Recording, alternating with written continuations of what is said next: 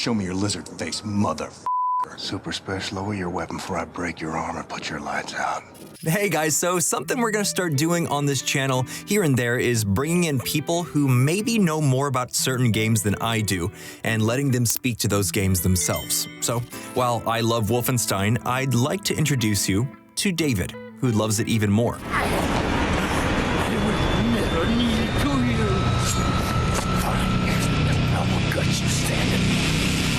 This is Wolfenstein. Since its inception, the core of the series has been the same. Get guns, fight tyrants. Over time, development has changed hands and the games themselves have switched genres, but that simple forward premise has remained. Yet in our modern social, political, and gaming age, things aren't so simple anymore. After 4 decades in the industry, the future of the Wolfenstein franchise is more uncertain than ever. The Wolfenstein games make up what might be the most underrated AAA series in gaming history. It has paved the way for its more commercially successful counterparts to become industry titans, while quietly pioneering several game genres and influencing the state of the gaming industry. In 1981, Muse Incorporated's Castle Wolfenstein became an early proponent of optional stealth gameplay. While not the first stealth game ever created, it did help define tropes of the genre we still see today. In 1992, id Software's Wolfenstein 3D created the blueprint for early first-person shooters. It supplied Doom with the necessary building blocks to launch it into worldwide acclaim. In 2003, Splash Damage and Activision's Enemy Territory gave the world a taste of class-based multiplayer gameplay and still has a dedicated fanbase almost 2 decades later. And then in 2014, Machine Games and Bethesda's Wolfenstein: The New Order made its way onto the scene and changed the series forever with its unapologetic gore, chaotic weapons, and fresh take on the story of William B.J. Blazkowicz. We're organizing for a revolution in America. We, the Kreisau Circle. And those are just the highlights. Even with that first game in 1981, the series was never shy about its subject matter. Some games took the concept more seriously than others, but the tone has largely been pulpy and over the top, which is exactly where it should be when the franchise mainly deals with fighting a fictionalized version of World War II's Axis powers in increasingly brutal and hilarious ways. But there's more to Wolfenstein than that. William B.J. Blazkowicz, the main protagonist of the series, has gone through many iterations, but has remained largely an iconic fixture throughout. Oh, pumpkin. I'm hiding out down here on my own doing, trying to get the door back open and fix what I broke.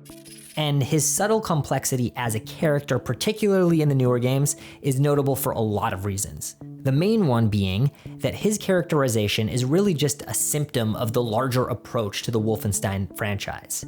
On the surface, good old Terror Billy looks like a pretty standard video game character. He's a blonde-haired, blue-eyed, jar-headed soldier. He walks and talks like an action hero straight out of an 80s movie. You are gonna answer that question in a way I find satisfactory, and if you do not, I will saw your head off with this here appliance, you hear me? He's your standard badass protagonist who's there purely for the love of killing his enemies. And we're here for it. But beginning with Wolfenstein: The New Order in 2014, Blazkowicz began to change.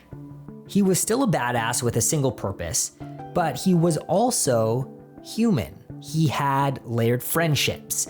He fell in love, and he agonized over the state of the world. In the 2017 sequel, New Colossus, he worried for the lives of his unborn children. I got kids on the way! And grappled with the fact that his beloved America succumbed to fascism. And we as players experienced the world through this multi-leveled character's eyes, including all the nuance and real-world politics this alternate version of history asked us to engage with. This is emblematic of the entirety of Wolfenstein. Sure, the series looks pretty generic on the surface. We've seen plenty of Axis power pummeling Sims before. It's an uber-violent, action-focused FPS with incredible carnage and chaos. But just like Terror Billy, the games have so much more going on than what a first glance provides. Everything from the way BJ looks to the way the world interacts with him was intentional on the part of the devs. It's meant to be uncomfortable and confrontational, while still being endlessly entertaining. And Machine Games deserves serious props for the direction they took Wolfenstein under the Bethesda publishing umbrella. But these incredible games about fictionalized events from World War II quickly found themselves in the middle of a very modern conflict. Who would have thought that a series in which you fight against the Axis powers would be labeled as controversial? Well, members of real-world political parties are making it just that.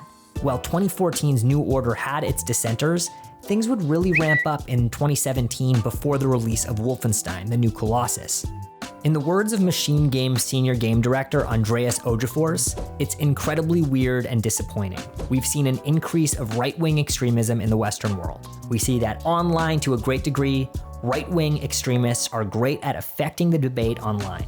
Obviously, no one should have to endure that kind of treatment, and we wouldn't blame them for shutting down the series in its entirety to avoid it. But they didn't. They pressed on and released Wolfenstein: Youngblood in 2019 with the help of Dishonored's Arcane Studios.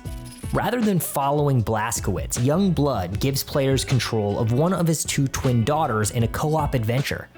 Terror Billy instead takes on the role of a loving father and mentor, guiding his children in a way his father never would have. When'd you ever do right by me?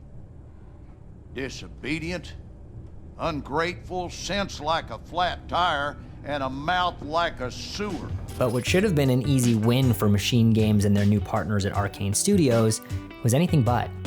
That specific flavor of detestable online hate followed the game through release.